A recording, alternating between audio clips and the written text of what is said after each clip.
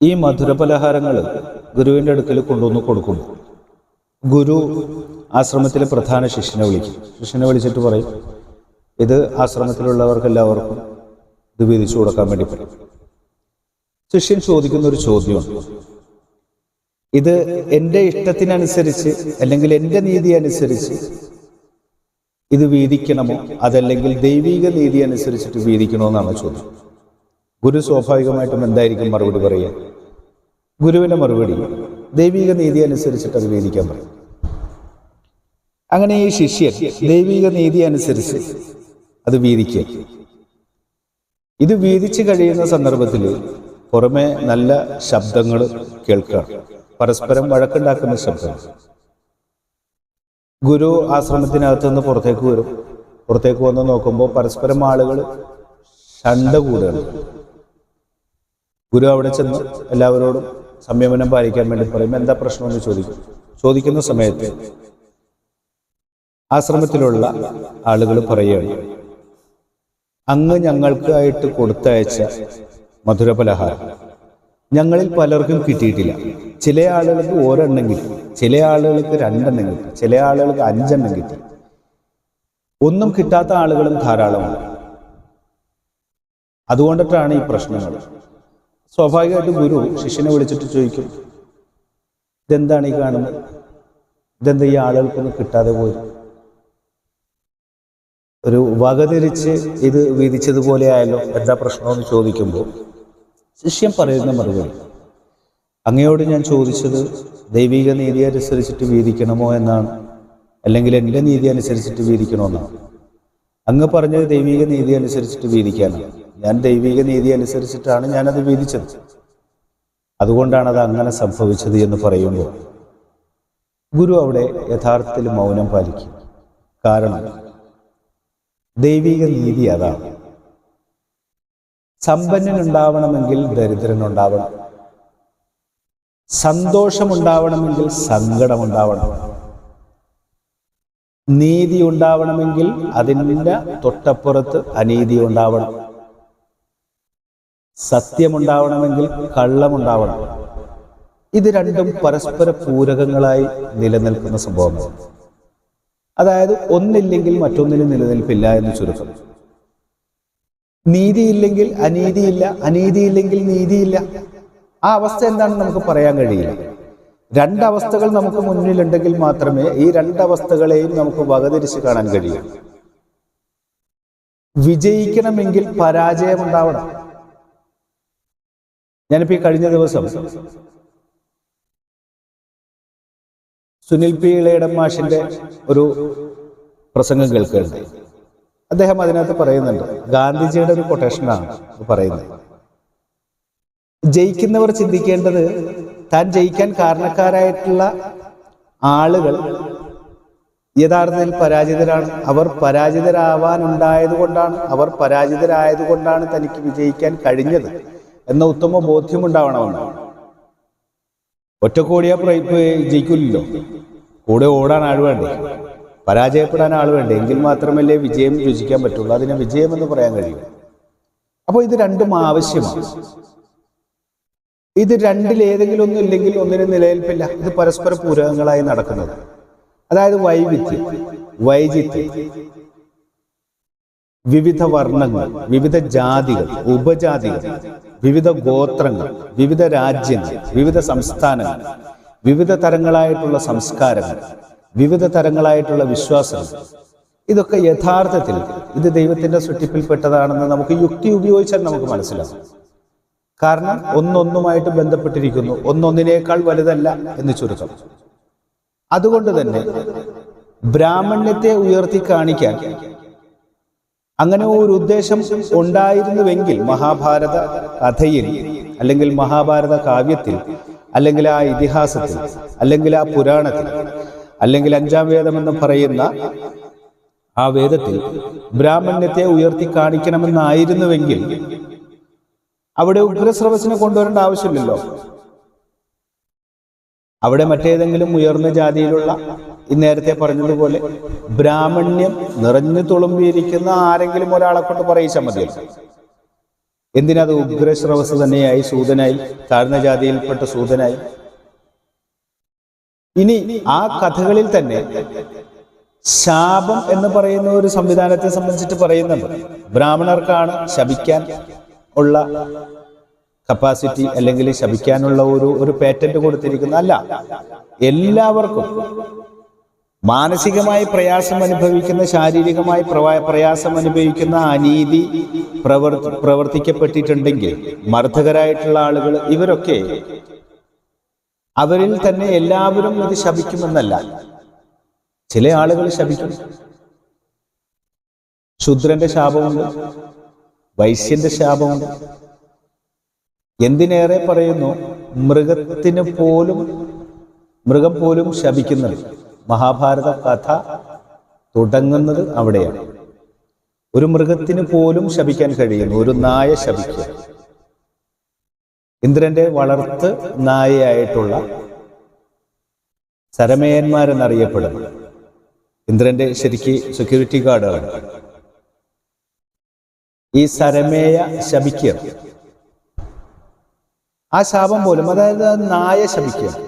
അപ്പോൾ അതിനകത്ത് നമുക്ക് സ്വാഭാവികമായിട്ടുണ്ടാകുന്ന സംശയം, മൃഗങ്ങൾക്ക് അങ്ങനെ ശപിക്കാൻ കഴിയുമെന്നുള്ളത്.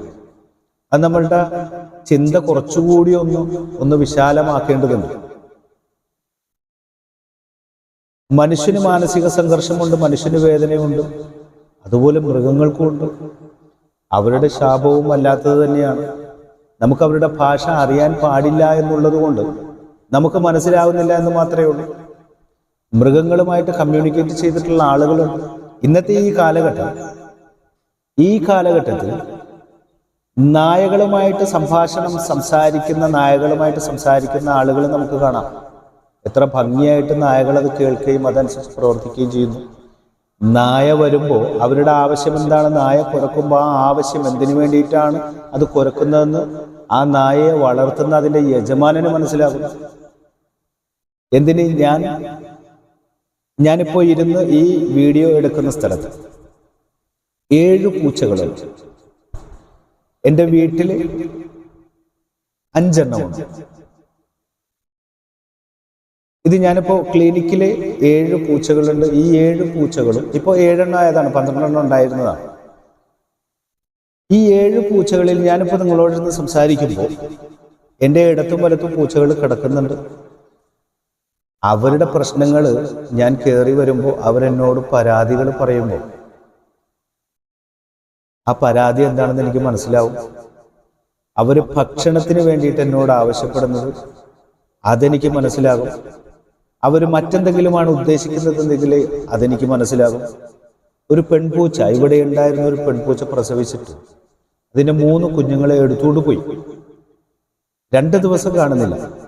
3-ാമത്തെ ദിവസം ഉച്ച കഴിഞ്ഞ ശേഷമാണ് ഞാൻ ആ തള്ളനെ കാണുന്നത്. ഞാൻ ചോദിച്ചു, നീ കുഞ്ഞുങ്ങളെ എവിടെ കൊണ്ടുവച്ചു? കുഞ്ഞുങ്ങൾ എന്ത് ചെയ്യും? ഇവളെന്നോട് ഒച്ച വെച്ച് ഇവള് പുറത്തേക്ക് പോയി.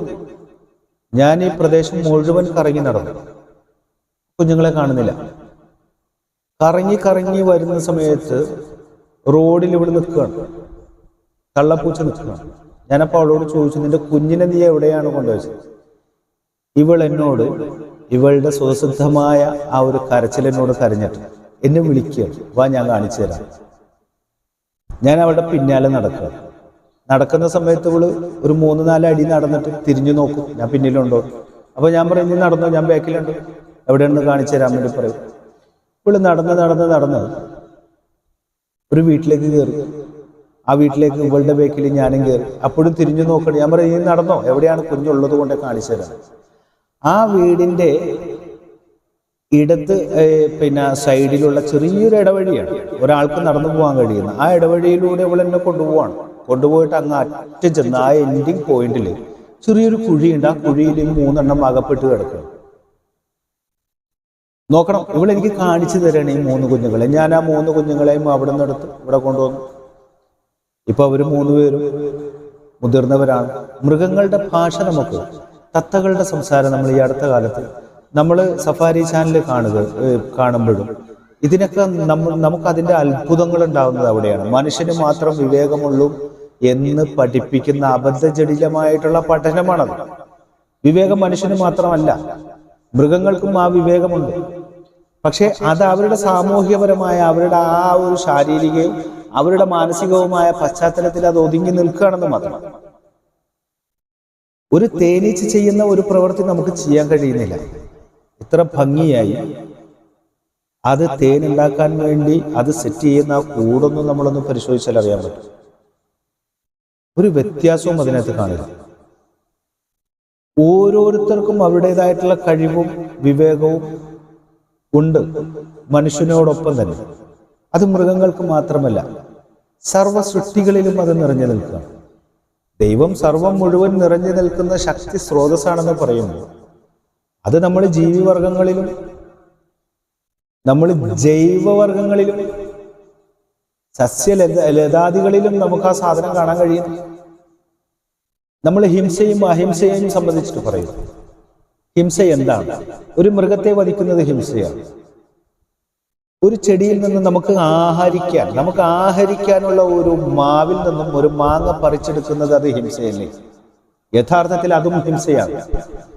നമുക്ക് ആഹരിക്കാൻ ആവശ്യമായത് വൃക്ഷങ്ങളിൽ നിന്നും നമ്മൾ അത് ശേഖരിച്ചാൽ അതിൻ്റെ പേരും ഹിംസ എന്നാണ്.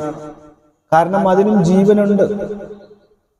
കാറ്റിലൂടെ അതിൻ്റെ പൂമ്പൊടിയെ അതിൻ്റെ ഇണയിലേക്ക് എത്തിച്ചുകൊണ്ട് അതിൻ്റെ പരാഗണം നടന്നുകൊണ്ടിരിക്കുകയാണ്. ഇപ്പൊ കൃത്രിമമായ പരാഗണങ്ങൾ നടത്തുന്നത് കൊണ്ടാണ്. സ്വാഭാവികമായ പരാഗണങ്ങൾ നടക്കുന്നുണ്ട്, ധാരാളം നടക്കുന്നുണ്ട്. അപ്പോ സസ്യങ്ങളിലാണെന്നുണ്ടെങ്കിൽ പോലും നമുക്ക് ഹിംസ നടത്താതെ നമുക്ക് ഭക്ഷണം കഴിക്കാൻ കഴിയില്ല.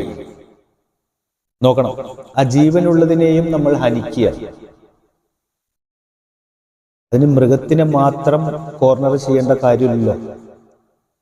ഇനി മൃഗങ്ങളെ നമ്മൾ ഭക്ഷിക്കാൻ മഹാഭാരതത്തിൽ ധാരാളം സ്ഥലത്ത് ഗോക്കളെയും മറ്റു മൃഗങ്ങളെയും, മാനിനെയൊക്കെയാണ് കൂടുതൽ പ്രതിപാദിച്ചിട്ടുള്ളത്. ഇതിൻ്റെയൊക്കെ മാംസം ആഹരിക്കുന്ന ആളുകളായിരുന്നു. മനുഷ്യനെ ആഹരിക്കാൻ കഴിയണം. വൃക്ഷങ്ങളിൽ നിന്നാണെങ്കിലും ജന്തുക്കളിൽ നിന്നാണെങ്കിലും മനുഷ്യനെയും ആഹരിക്കുന്നുണ്ട് അവർ. നമ്മളത് അറിയുന്നില്ല എന്ന് മാത്രമേ ഉള്ളൂ. നമ്മൾ മരണപ്പെട്ടു പോയി കഴിഞ്ഞാൽ അതിന് ചാരമായാലും അതല്ലെങ്കിൽ മണ്ണോട് ചേർന്നാലും അത് വളമായി നമ്മളെയും ആഹരിച്ചുകൊണ്ടാണ് ഈ വൃക്ഷങ്ങൾ വളരുന്നത്. ഭൂമിക്ക് ആവശ്യമായ മാലിന്യം കിട്ടേണ്ടത് അനിവാര്യമാണ്. ഭൂമിയെ വൃത്തിയാക്കിയിട്ടിട്ട് കാര്യമില്ല. അവർക്ക് വിസർജ്യങ്ങൾ കിട്ടണം. വിസർജ്യങ്ങൾ ആവശ്യമാണ്. നമ്മുടെ ശരീരത്തിൽ തന്നെ രോഗപ്രതിരോധ ശേഷിയുള്ള അണുക്കൾ മാത്രമല്ല നമ്മുടെ ശരീരത്തിലുള്ളത്, നമ്മുടെ ശരീരത്തിൽ രോഗാണുക്കളുണ്ട്. അപ്പോ ഞാൻ പറഞ്ഞു വന്നത്, ഏതെങ്കിലും ഒരു വിഭാഗം ആളുകളെ ഉയർത്തി കാണിക്കാനോ അല്ലെങ്കിൽ ഏതെങ്കിലും ഒരു വിഭാഗം ആളുകളെ ഇകഴ്ത്തി കാണിക്കാനോ അല്ല ഈ കാവ്യം കൊണ്ട് ഉദ്ദേശിക്കുന്നത്. നമ്മൾ അങ്ങനെ മനസ്സിലാക്കുന്നതാണ് കൂടുതൽ ഉചിതം. കാരണം അത് സമൂഹത്തിൽ വലിയ പ്രയാസങ്ങൾ ഉണ്ടാക്കില്ല. സമൂഹത്തിന് നല്ലൊരു മെസ്സേജ് നമുക്ക് കൊടുക്കാൻ കഴിയും. ആ കാവ്യത്തിലൂടെ നമ്മളുടെ ജീവിതത്തിൽ ആ കാവ്യത്തിൽ പറഞ്ഞിരിക്കുന്നത് പ്രകാരം അല്ലെങ്കിൽ ആ കഥയിൽ നമുക്ക് കിട്ടുന്ന അതിൻ്റെ ഒരു കാതലായ, അതിൻ്റെ ഒരു എന്താ പറയാ, ഒരു കാമ്പുണ്ട്, അതിൻ്റെ ഒരു കഴമ്പുണ്ട്. അതിൽ നിന്ന് നമുക്ക് എന്ത് മെസ്സേജാണ് നമുക്ക് കിട്ടുന്നത്? നമ്മുടെ ജീവിതത്തിൽ എങ്ങനെ ധർമ്മം അനുശാസിക്കും, ധർമ്മം നമുക്ക് എങ്ങനെ പുലർത്തിക്കൊണ്ടു പോരാൻ കഴിയും, അധർമ്മത്തിൽ നിന്ന് നമുക്ക് എങ്ങനെ വിട്ടുനിൽക്കാൻ കഴിയും, അധർമ്മം കൊണ്ട് നമുക്ക് പ്രത്യേകിച്ച് എന്തെങ്കിലും ഗുണമുണ്ട്, നമുക്ക് കർമ്മഫലങ്ങൾ നമുക്ക് എങ്ങനെയാണ് ഉണ്ടാകുക, ആ കർമ്മഫലങ്ങളിൽ ഏറ്റവും നല്ല രീതിയിലുള്ള കർമ്മങ്ങൾ നമുക്ക് ചെയ്യാൻ അതേത് രീതിയിൽ നമുക്ക് ചെയ്യാൻ കഴിയും. ഇതൊക്കെ വളരെ കൃത്യമായി പ്രതിപാദിക്കുന്ന ആ മഹാഭാരത കഥയിൽ പോലും, ആ മഹാഭാരത 18 പർവ്വങ്ങളിൽ ഇത്ര വിശദീകരിച്ച് കൊടുക്കുമ്പോഴും അതിനകത്ത് ആ മഹാഭാരത കാവ്യത്തിന്റെ ഹൃദയമെന്ന് പറയാൻ, അതല്ലെങ്കിൽ അതിൻ്റെ ആകെ തുക എന്ന് പറയുന്നത് യഥാർത്ഥത്തിൽ ഗീതോപദേശമാണ്. ആ ഗീതോപദേശം വേണ്ട വിധം മനസ്സിലാക്കുന്ന ഒരു വ്യക്തി മഹാഭാരതത്തിന്റെ പൂർണ്ണമായിട്ടുള്ള ആ ഒരു അന്തസത്ത ഉൾക്കൊള്ളാൻ കഴിയും. ഞാൻ പറയുന്ന ആ ഒരു രീതിയിലേക്ക് നമ്മുടെ കാഴ്ചപ്പാടിനെ മാറണം. നമ്മൾ ഓരോ വിഷയങ്ങളും പറഞ്ഞിട്ട് നമ്മൾ അതിനെ വിമർശനത്തിന്റെ ഒരു മാർഗം നമ്മൾ അതിനകത്ത് കാണുകയാണ്. മഹാഭാരതത്തിന്റെ വിമർശനങ്ങൾ, ഇന്ന് സമൂഹത്തിൽ നടന്നു വരുന്ന വിമർശനങ്ങൾ വിചിത്രമായതൊന്നുമല്ല. ഭഗവാൻ ശ്രീകൃഷ്ണനെ വിമർശിക്കുന്നു. സവർണ മേധാവിത്വത്തിന് വേണ്ടിയിട്ടാണ് ശ്രീകൃഷ്ണൻ പ്രവർത്തിച്ചത് എന്നാണ് ഒരു വിമർശനം. കൗരവർ അധർമ്മികളായിരുന്നില്ല. കൗരവർ ധർമ്മങ്ങൾ അറിയാവുന്ന ആളുകളായിരുന്നു. അവർ ധർമ്മിഷ്ഠരായിരുന്നു. പാണ്ഡവരാണ് ചതിപ്രയോഗത്തിലൂടെ കൗരവരെ ഇല്ലാതാക്കിയത്. എന്തിനീ മുഴുവൻ ആളുകളെയും എന്തിനു നശിപ്പിച്ചു എന്നതാണ് ആളുകളുടെ ചോദ്യം. ഈ യുദ്ധങ്ങളിലെല്ലാം നടന്നത് ചതിയാണ്. ചതി പ്രവർത്തിച്ചത് പാണ്ഡവരാണ്. ഇങ്ങനെ നിരവധി വിമർശനങ്ങളാണ് മഹാഭാരതത്തിനെതിരെ, ആ മഹാഭാരത യുദ്ധത്തിനെതിരെ. അതിൽ ധർമ്മിഷ്ഠനായിട്ട് ദുര്യോധനൻ, സുയോധനൻ എന്ന് പറയുന്ന ദുര്യോധനൻ പോലും ധർമ്മിഷ്ഠനാണെന്ന് ആളുകൾ പറയുന്നു. ഭഗവാൻ ശ്രീകൃഷ്ണൻ അദ്ദേഹം സവർണ മേധാവിത്വം സ്ഥാപിച്ചെടുക്കുന്നതിന് വേണ്ടി മാത്രമാണ് പ്രവർത്തിച്ചതെന്ന് പറയുന്നു. സ്ത്രീകളെ വളരെ മോശക്കാരാക്കി ചിത്രീകരിക്കുന്നു. ഈ മഹാഭാരത കഥ പറയുമ്പോഴും സ്ത്രീകളുടെ അവസ്ഥകൾ പറയുന്നു. ആർക്കും ഏത് സമയത്തും ഉപയോഗിക്കാൻ കഴിയുന്ന ഒരു വസ്തുവായി സ്ത്രീ മാറുന്നു എന്ന വിമർശനമുണ്ട്. യഥാർത്ഥത്തിൽ ഈ മഹാഭാരത യുദ്ധത്തിലേക്കുള്ള പ്രവേശന കവാടം ഒരു സ്ത്രീയാണ്. അപ്പോ സ്വാഭാവികമായും നമ്മുടെ നാട്ടിൽ പറഞ്ഞു പരക്കുന്ന ഒരു മൊഴിയുണ്ട്, നാരികൾ വിശ്വവിപത്തിന്റെ നാരായ വേരുകളെന്ന്. അത് പാടില്ല. സ്ത്രീ മാത്രമാണോ വിശ്വവിപത്തിന്റെ നാരായ വേര്? ഈ വിശ്വത്തിൽ എപ്പോഴെല്ലാം വിപത്തുകൾ നടന്നിട്ടുണ്ടോ ആ നടന്നതൊക്കെയും സ്ത്രീക്ക് വേണ്ടിയായിരുന്നില്ല, സമ്പത്തിന് വേണ്ടിയായിരുന്നു, രാജ്യത്തിന് വേണ്ടിയായിരുന്നു. സ്ത്രീക്ക് അപ്പോഴും സ്ത്രീക്ക് അപ്പോഴും ഒരു സമാധാനവുമില്ലാത്തൊരവസ്ഥാവിശേഷം. മഹാഭാരതത്തിലെ പാഞ്ചാലി എന്ന് പറയുന്ന പാഞ്ചാലത്തിലെ ദ്രുപദ മഹാരാജാവിന്റെ പുത്രിയായ ദ്രൗപദി, ആ കഥാപാത്രത്തെ എത്രത്തോളം നമുക്ക് അതിനോട് ഈ മാന്യത പുലർത്താൻ കഴിയുമോ അത്രത്തോളം മാന്യത നമ്മൾ പുലർത്തിയേ നോക്കൂ. എന്തൊരു കഥാപാത്രമാണ്! ഭഗവാൻ ശ്രീകൃഷ്ണൻ പറയുന്നുണ്ട്, ഈ യുഗം അവസാനിപ്പിക്കാൻ, അല്ലെങ്കിൽ ഈ അധർമ്മത്തെ അവസാനിപ്പിക്കാൻ, ഈ യുഗാന്ത്യത്തിന് വേണ്ടി, ഒരു പുതിയ യുഗം സ്ഥാപിച്ചെടുക്കുന്നതിന് വേണ്ടി എനിക്ക് രണ്ട് ആയുധമാണ് ആവശ്യം. അതിലൊന്ന് പാണ്ഡുപുത്രനായ അർജുനനാണ്. രണ്ടാമത്തേത് പാഞ്ചാലകുമാരിയായ തന്റെ സഖി ദ്രുപദ കന്യക ദ്രൗപദി. നോക്കണം, ഈ രണ്ടായുധങ്ങൾ കൊണ്ടാണ് ഒരു യുഗത്തെ പൂർണ്ണമായും അവസാനിപ്പിച്ച് പുതുയുഗ പിറവിയിലേക്കുള്ള ഒരു പ്രവർത്തനം നടത്തുന്നത്. അപ്പോ സ്ത്രീയെയും ഈ മഹാഭാരത കഥയിൽ തന്നെ സ്ത്രീക്ക് കൊടുക്കുന്ന പ്രാധാന്യം ചെറുതല്ല. സ്ത്രീക്ക് സ്വയം നിർണയാവകാശം കൊടുക്കുന്ന ധാരാളം കഥകളുണ്ട് അവിടെ. എന്നാൽ സ്ത്രീയെ വിൽപ്പനച്ചരക്കാക്കുന്ന കഥാപാത്രങ്ങളുമുണ്ട്. ഇത് രണ്ടുമുണ്ടാവും. ഞാൻ പറയുന്നത് ഒന്ന് മാത്രമല്ല, ഇത് രണ്ടുമുണ്ടെന്നാണ്. അതിൽ നിന്ന് നമ്മൾ നല്ലത് മാത്രം എടുത്ത് മുന്നോട്ട് വെച്ച് പറയുന്നതായിരിക്കുമല്ലോ ഉചിതം. സമൂഹത്തിലുള്ള ആളുകൾക്കും അത് കേൾക്കുന്നതായിരിക്കും സന്തോഷവും. അതുവഴി മാതൃകാപരമായ പ്രവർത്തനം നടത്താനും കഴിയും. അപ്പോ ഈ രീതിയിലുള്ള ഒരു വിശദീകരണം ഇതിനകത്ത് ആവശ്യമായിരുന്നു. ഈ വിശദീകരണം നൽകിയതിനു ശേഷമാണ് നമുക്ക് മഹാഭാരത കാവ്യത്തിലേക്ക് നമുക്ക് കടക്കാം. ഓരോ കഥകളും ഓരോ സംഭവവികാസങ്ങളും പറഞ്ഞുകൊണ്ട് അതിനകത്ത് നമുക്ക് കാണാൻ കഴിയുന്ന നന്മ തിന്മകളിൽ അതിനകത്തുള്ള നമുക്ക് ഉള്ള ഒരു മെസ്സേജ്, ആ മെസ്സേജ് നമുക്ക് അതിലൂടെ നമുക്ക് വായിച്ചെടുക്കാൻ കഴിയണം. ആ ഒരു പ്രയത്നത്തിനാണ് ഞാൻ ഒരുമ്പെടുന്നത്. സാധ്യമാണോ എന്ന് എനിക്കറിയില്ല. എന്നെ സംബന്ധിച്ചിടത്തോളം ഞാൻ നാമം കൊണ്ടും കർമ്മം കൊണ്ടും വിശ്വാസം കൊണ്ടും ഞാനൊരു മുസൽമാനാണ്. പക്ഷേ ഞാൻ മഹാഭാരതവും രാമായണവും ഒക്കെ, യജുർവേദവും സാമവേദവും അഥർവവേദവും ഋഗ്വേദവും ഒക്കെ പാരായണം ചെയ്യാനുള്ള ഒരു താല്പര്യവും, അതൊക്കെ പാരായണം ചെയ്യാൻ കഴിഞ്ഞിട്ടുണ്ട്, അതൊക്കെ വായിക്കാൻ കഴിഞ്ഞിട്ടുണ്ട് എന്നുള്ള ഒരു സന്തോഷവും അതിനോടൊപ്പമുണ്ട്. അതുകൊണ്ട് തന്നെ വേദോപനിഷത്തുക്കളാണെങ്കിലും ഇതൊക്കെ താല്പര്യത്തോടു കൂടി വായിക്കുകയും അതിലെ ധർമാധർമ്മങ്ങളെ വിച്ഛേദിച്ചറിയാൻ, മനസ്സിലാക്കാൻ കഴിഞ്ഞിട്ടുണ്ട്. ഇത്തരമൊരു വിജ്ഞാന മേഖലയിലേക്ക് കടക്കുമ്പോൾ എന്താണ് എൻ്റെ മുൻപിലുള്ള ഒരു തടസ്സമെന്നോ അല്ലെങ്കിൽ എൻ്റെ മുൻപിൽ കിടക്കുന്ന ഈ ഒരു വൈജ്ഞാനിക തലത്തിലുള്ള ഈ ഒരു മഹാഭാരത കാവ്യം പൂർത്തീകരിക്കാൻ എനിക്ക് കഴിയുമോ എന്നൊന്നും എനിക്കറിയില്ല. എന്തു തന്നെയാണെങ്കിലും സതുദ്ദേശത്തോടു കൂടിയാണ് ഞാൻ ഈ ഒരു പ്രവർത്തനത്തിന് വേണ്ടി മുതിരുന്നു. എം സജീന്ദ്രൻ മാഷിനോട് ചില ഘട്ടങ്ങളിലൊക്കെ ഞാൻ വിമർശനങ്ങൾ ഉന്നയിക്കും. അത് അദ്ദേഹത്തോടുള്ള ആദരവും ബഹുമാനവും കൊണ്ട് മാത്രമാണ്. ഏതുപോലെ പാഞ്ചാല രാജാവായ ദ്രുപദനെ ആക്രമിക്കുന്ന സമയത്ത്, ആക്രമിച്ച് കീഴടക്കിയതിന് ശേഷം അർജുനൻ അദ്ദേഹത്തെ പരാജയപ്പെടുത്തിയതിനു ശേഷം, അല്ലെങ്കിൽ പാണ്ഡവർ അദ്ദേഹത്തെ പരാജയപ്പെടുത്തിയതിനു ശേഷം അദ്ദേഹത്തോട് മര്യാദകേട് പ്രവർത്തിക്കാൻ തുനിയുന്ന ഗുരുവായിട്ടുള്ള ദ്രോണര്, ആ ദ്രോണരെ അർജുനൻ തടയുന്നുണ്ട്. ആ ദ്രോണരെ ശിക്ഷിക്കും എന്ന ഭാവേനയാണ് ആ തടയുന്നത്. എന്നതുപോലെ സജീന്ദ്രൻ മാഷിനെ നേരിട്ട് കണ്ടാൽ, നേരിട്ട് കാണുന്ന സന്ദർഭത്തിൽ അദ്ദേഹത്തോട് എല്ലാ ആദരവോടും ബഹുമാനത്തോടും കൂടി അദ്ദേഹത്തെ കാണണമെന്നൊക്കെയുള്ള ആഗ്രഹമാണ്. ഈ വിമർശനം ആരോഗ്യപരമായ ഒരു വിമർശനമായിരിക്കട്ടെ. അതിനോടൊപ്പം ചില സമയങ്ങളിൽ ഞാൻ സുനിൽ പി ഇളയിടം മാഷിൻ്റെയും ചില കാര്യങ്ങൾ ഞാൻ അതിനോടൊപ്പം കോട്ട് ചെയ്യും. അദ്ദേഹത്തെയും വളരെ വലിയ ഇഷ്ടമാണ്. ധാരാളം അദ്ദേഹത്തിൻ്റെ ഒരുവിധപ്പെട്ട സ്പീച്ചുകളൊക്കെ ഞാൻ കേട്ടിട്ടുള്ളത്.